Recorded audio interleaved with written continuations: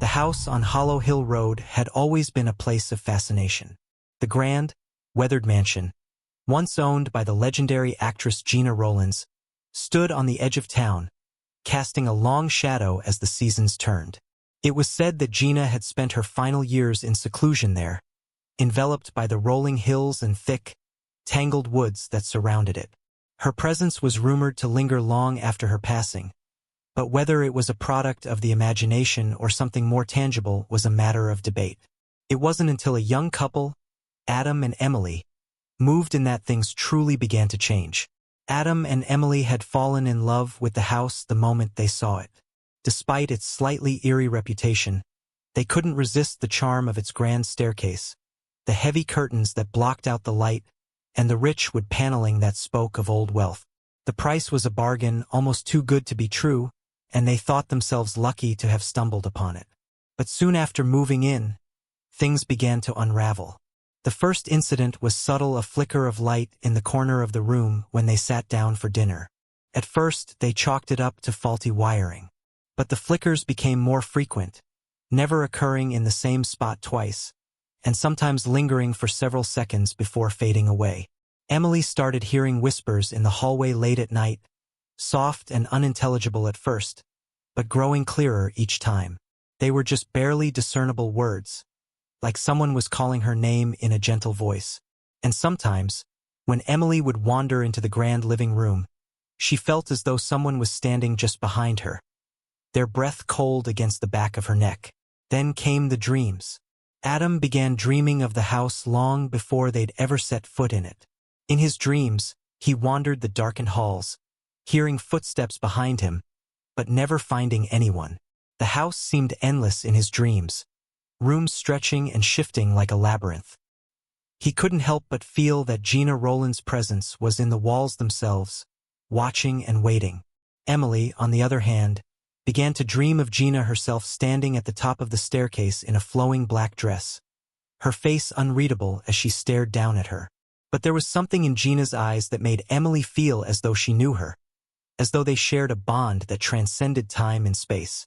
Gina would never speak, but her gaze was enough to send chills down Emily's spine. When Emily would wake, she would feel an overwhelming sense of sadness and longing, as if Gina had never really left. The more they experienced these strange occurrences, the more Adam and Emily began to research the history of the house. What they found only deepened the mystery.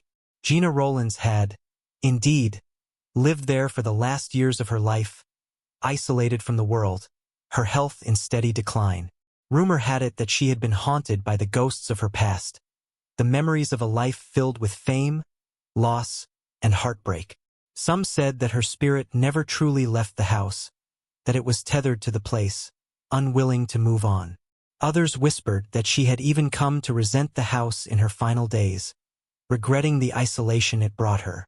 As weeks turned into months, Adam and Emily became more and more obsessed with the idea that Gina's spirit was indeed trapped within the walls. Strange noises started to echo throughout the house, footsteps in empty rooms, doors opening and closing on their own, the sound of someone weeping softly in the middle of the night. One evening, while exploring the attic, Emily found a collection of old photographs, pictures of Gina in her youth, laughing and alive, but also several portraits of her later years, gaunt and forlorn. One photograph caught her eye, a dark image of Gina standing near the staircase, her eyes hollow and lost. That night, the house seemed to come alive. Adam and Emily sat in the living room, nervously exchanging glances as the wind howled outside. Suddenly, the door to the hallway creaked open, and a cold gust of air filled the room. Then, they heard a voice, clear as day, calling Emily's name. Emily! They both froze. There, standing in the doorway, was a figure. It was Gina Rowlands, but not the vibrant actress of old. She was frail, her form almost translucent, her face a mixture of sorrow and longing. Her eyes, once full of life, now seemed to carry a weight that neither of them could comprehend.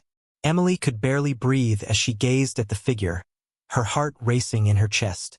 Gina lifted a hand, as if beckoning Emily to come closer.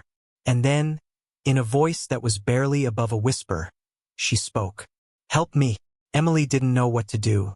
She reached out instinctively, but as soon as her hand came near, the figure of Gina seemed to dissipate into the shadows, leaving behind only an overwhelming sense of loss. The next morning, Adam and Emily packed their things and left. They couldn't bear the weight of the house any longer, the oppressive presence of Gina's spirit consuming them in ways they couldn't explain.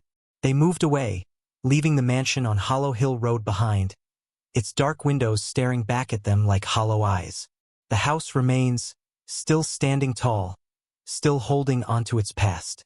Some say that Gina's spirit still walks the halls, waiting for someone to help her find peace. Others say that the house itself is alive, its history written into the very foundation, a place where the past never truly dies.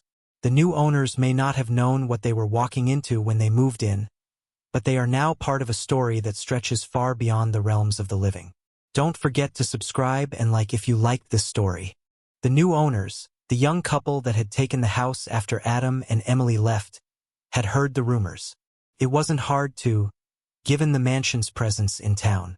It was a story passed down through generations. The house at the edge of Hollow Hill, once home to Gina Rowlands, now a place of whispers and half-formed truths. But when Peter and Lydia saw the house for the first time, they couldn't resist its allure. There was something undeniably grand about it, a certain beauty in its age. The ivy crawling up the sides of the building, the grand, wrought iron gates that creaked with every breeze, the sound of birds singing in the trees that lined the path leading up to the front door. It was the kind of place that felt like a piece of history, and it was theirs for a price far too low for such a treasure. They moved in with excitement, unaware of the lingering shadows that clung to the house like a second skin. The first few days were uneventful, save for the usual settling noises one would expect in a house of such age. But that was the thing, there was something in the air, something different about the house. Lydia noticed it the moment they walked through the front door.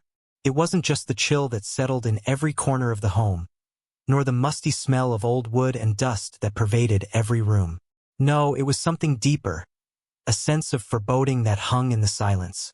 At night, the air felt thicker, almost suffocating, as if the house itself was watching them. Peter tried to dismiss it, chalking it up to nerves. But Lydia, being the more intuitive of the two, felt the house pull at her. There were moments when she'd catch herself standing in the hallway, staring at a portrait of Gina that hung near the grand staircase, her eyes impossibly intense. The painting, despite its age, seemed too lifelike, as though it could speak to her if only she listened long enough. She would feel her heart race, her palms begin to sweat, as though the eyes in the painting followed her movements. Every now and then, she'd hear a soft whisper, faint as a breeze, coming from the direction of the staircase. It was a soft, almost pleading sound, like someone trying to speak to her, though she couldn't make out the words. At first, she tried to ignore it, telling herself it was just the wind or the old wood groaning in the cold night. But as days passed, it grew harder to dismiss. The house became increasingly unsettled. The whispers grew more frequent, and sometimes Lydia would catch a shadow moving in the corner of her eye, just out of view. There was a distinct weight to the atmosphere, something that pressed against her chest when she was alone. The house seemed to pulse with an energy that couldn't be explained, as though it were alive in a way that made her skin crawl. There was a room in the back of the house, a small sitting room off the kitchen, where she felt the sensation most strongly. It was a room that had been left largely untouched since the previous owner's departure. The furniture covered in white sheets, and the air within was thicker, almost sticky with the smell of decay. It felt like a place trapped in time, frozen in some other era. One evening, as Lydia was passing through the hallway toward the kitchen, she heard it again, a soft rustling sound. She stopped, her breath catching in her throat. At first, she thought it might be the sound of the wind playing with the curtains, but then she saw it. The door to the sitting room was ajar, and through the crack, she could make out a shadow, a figure still as stone, standing just beyond the door. Lydia's pulse quickened. Her first instinct was to retreat, to flee to the safety of the living room, but something inside her stopped her. She had to see what it was. She had to know. Cautiously, she stepped forward, her feet silent against the wooden floor. With a trembling hand, she pushed the door open. Inside, the room was dimly lit by the moonlight streaming in through the cracked window, casting long shadows across the furniture. It was almost as if the room itself had been waiting for her, holding its breath, poised for her arrival. The figure was no longer standing by the door, but Lydia could still feel its presence, like a cold gust that brushed past her skin. It took her a moment to realize what she was looking at: an old rocking chair, swaying slowly back and forth in the stillness, though there was no one there to push it. It moved as if someone had just been sitting in it, their weight shifting the seat. She stepped closer, her heart hammering in her chest, and as she did, the whispers returned, louder now, clearer. A voice, soft but insistent, calling her name. Lydia! The voice seemed to emanate from every corner of the room, reverberating against the walls, growing louder with each passing second. Lydia's breath caught in her throat as she looked toward the far corner of the room. There, half hidden in shadow, was a figure, a woman, her long, dark hair cascading down her back, her eyes hollow and sorrowful. She was dressed in an old-fashioned gown, the fabric worn and faded with age. Her face was pale, almost ghostly, and her lips parted as though to speak, but no sound came. Lydia froze, her feet rooted to the floor, as she tried to make sense of what she was seeing. The figure's gaze locked onto hers, and for a moment, the world seemed to stop. Then, as quickly as it had appeared, the woman vanished, leaving only the emptiness behind. Lydia stumbled back, gasping for air. She slammed the door shut and leaned against it, her hands trembling as she tried to steady herself. What in the world had just happened? Was it a vision? A hallucination? She couldn't be sure, but she knew one thing: there was something in this house. Something old, something tragic, and it wasn't going to let her go that easily. Peter, meanwhile, had noticed his own share of oddities. The house had a way of luring him into its deeper corners, places he had never ventured before, like the attic or the cellar. Every time he would find himself near the staircase, he would catch a glimpse of something, an unexplainable movement, a shadow that shouldn't have been there. Sometimes he would hear what sounded like the faint rustling of fabric, or the distinct click of heels on the hardwood floors, though no one was there to make the sound. And there were nights when he'd wake, drenched in sweat, to find himself standing in front of the staircase, staring up at the darkened hall that led to the bedrooms. It was as if something had drawn him there, as if some unseen force was calling him to ascend. But every time he reached the top, the feeling would stop, leaving him cold and disoriented, unsure of how long he had been standing there. The house seemed to be changing them, bending their will, pulling them deeper into its web. Neither Peter nor Lydia knew how to fight it. They were beginning to feel trapped, as though the house itself was slowly swallowing them whole. And the longer they stayed, the more it seemed as if Gina's presence, her spirit, was trying to communicate something, a message that had been buried for years. As the days passed, the house grew quieter, but there was an undeniable tension in the air, a sense of something unspoken, something ominous waiting just below the surface. Peter and Lydia tried to go about their days, filling their time with mundane chores and small repairs. But no matter how hard they tried to keep busy, the house found a way to slip into their thoughts, creeping up on them when they least expected it. Lydia found herself drawn to the grand staircase more often than she'd like to admit, standing at the base of it, looking up, her breath catching in her throat. It was as though she could feel the weight of 1,000 eyes watching her from the top, the air thick with an ancient sorrow that seemed to press against her chest. One evening, as a heavy rain began to fall outside, the house seemed to shift in a way that was almost palpable. The wind howled through the cracks in the windows, the trees outside bending under the pressure of the storm. Lydia had just come down from the attic, carrying a box of old belongings left behind by the previous owners. She'd been sorting through the dust-covered items when something caught her eye: a small, delicate porcelain figurine of a woman in a flowing dress, holding a bouquet of flowers. It seemed so out of place in the dusty attic, its pristine condition a stark contrast to everything else around it. But it wasn't the figurine itself that held her attention, it was the way it made her feel. Holding it in her hands, Lydia felt a sudden, sharp ache in her chest, a sense of loss so overwhelming that it nearly knocked the breath out of her. She set the figurine down carefully on the mantelpiece in the living room, her hands still trembling as she stepped back. The moment her fingers left the cold surface of the porcelain, the house seemed to change. It was subtle at first, just the faintest shift in the atmosphere, but it was enough to make Lydia pause. The temperature dropped noticeably, and the soft hum of the wind outside seemed to grow louder, more insistent. Then, as if in response to something unspoken, the lights flickered once, twice, and went out entirely. The room plunged into darkness. Lydia froze, her heart hammering in her chest. She could hear Peter's footsteps in the hallway, his voice calling out to her, but it was distant, muffled as though it were coming from somewhere far away. She tried to call back, but no sound escaped her lips. The silence in the room was thick, suffocating, and then, like a breath held too long, it broke. There was a creak from the stairs, followed by the soft, rhythmic sound of footsteps, slow and deliberate. Lydia's pulse quickened. She had been alone in the room, and yet now it felt as though someone was beside her, just out of sight. The footsteps moved closer, dragging the air around them like heavy, unseen chains. Lydia's throat tightened, her mind racing to make sense of it. It was impossible.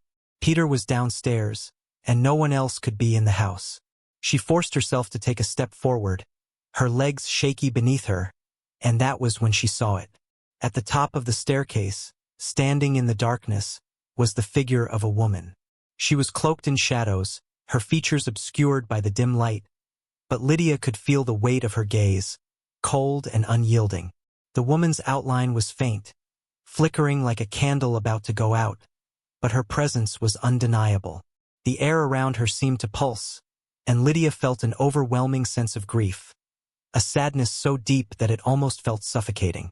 Lydia took another step, and the figure moved. It wasn't a fluid motion, not like a living person walking. It was more like the shifting of the darkness itself, an unnatural movement that defied logic. The woman seemed to glide down the stairs, her feet never truly touching the ground, her body still and rigid as she came closer. Her eyes, those hollow, sorrowful eyes, locked onto Lydia's, and in that moment, everything else faded away. There was nothing but those eyes, deep wells of sadness and longing, and the unmistakable feeling that this woman had been waiting for something or someone for far too long. "Help me," the words were barely a whisper, a breath against the still air. Lydia could barely hear them, but they carried a weight that seemed to fill the entire room. They weren't just words, they were a plea, a desperate call for something that had been lost long ago. Lydia stumbled back, her heart racing in her chest, and as she did, the room seemed to close in on her. The walls shifted, the furniture seemed to grow larger, and the very air around her thickened until it felt like she was drowning in it. The figure of the woman advanced, her presence growing stronger, her features becoming more defined, more real. She wore a gown that flowed around her like mist, the fabric so thin that it seemed to shimmer in the faint light. But there was something wrong about it. The dress was old, tattered in places, the fabric fraying at the edges as if it had been worn for centuries. Lydia could hear her breath now, shallow and uneven, and yet the woman remained silent. There was no anger in her, no malice, just that unbearable sadness, that longing that seemed to hang in the air like a heavy cloud. As Lydia's hand reached out instinctively toward her, she could feel the temperature drop further, the chill creeping into her bones. She opened her mouth to speak, to ask the woman what she wanted, but no words came out. She felt paralyzed, trapped in the gaze of this ghostly figure, unable to break free. The seconds stretched into minutes, and Lydia's vision began to blur at the edges. Her mind raced, struggling to understand what was happening, what the woman wanted. She tried to call out for Peter, but the words stuck in her throat, unable to escape. The woman's eyes were locked on hers, her sorrowful expression never faltering. And then, just as quickly as it had all begun, the figure stopped. The air grew still once more, the oppressive weight lifting as the woman's form began to fade into the shadows. her body disintegrating like smoke in the air. Lydia stood frozen, her heart pounding, her breath coming in ragged gasps. She couldn't move, couldn't think. The only sound now was the soft hum of the wind outside, the house seemingly back to its quiet, oppressive stillness. But she knew, deep down, that it wasn't over. This wasn't the end. The house had not finished with them. And the figure, the woman who had appeared before her, was still there, waiting somewhere within the walls. Watching, always watching. The night that followed was filled with a silence that pressed into Lydia's ears, ringing louder than any sound. She sat in the darkened living room, her eyes fixed on the spot where the woman had vanished. Peter, having heard nothing but the wind, was confused by Lydia's frantic demeanor when she finally spoke of what she had seen. He dismissed it as a product of exhaustion or an overactive imagination. But Lydia knew, deep in her bones, that the house was changing them slowly, quietly, until they became part of its twisted history. By the next morning, Lydia felt the weight of the house more than ever. It was as if the walls themselves were closing in, their breath slow and steady like a pulse. She couldn't shake the feeling that the house was breathing with them, that it had taken root inside them, and now there was nowhere to run. The rooms felt colder, the shadows more profound, and the whispers, they were always there, low and haunting, even in broad daylight. The house had become their prison, each step they took echoing in the labyrinthine halls that seemed to stretch on forever, endless and filled with secrets. Peter began to change too. He would wake in the night, his eyes wide and unseeing, staring at the walls as if something inside them was calling to him, pulling him toward it. His hands would tremble when he reached for the doorknob, and more than once, Lydia found him standing at the top of the stairs, staring down into the darkness below, as though he were waiting for something or someone to appear. He spoke less, his words slow and measured, as though he were sinking deeper into the house's grip. His nights were filled with restless dreams, vivid and terrifying. He would wake, drenched in sweat, only to find the house just as it had been when he closed his eyes alive, waiting. It wasn't until the full moon rose high in the sky, casting a pale, eerie light through the broken shutters, that Lydia knew they could no longer stay.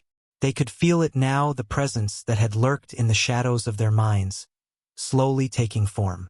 The house had claimed them, and the woman Gina, they now realized, had never left.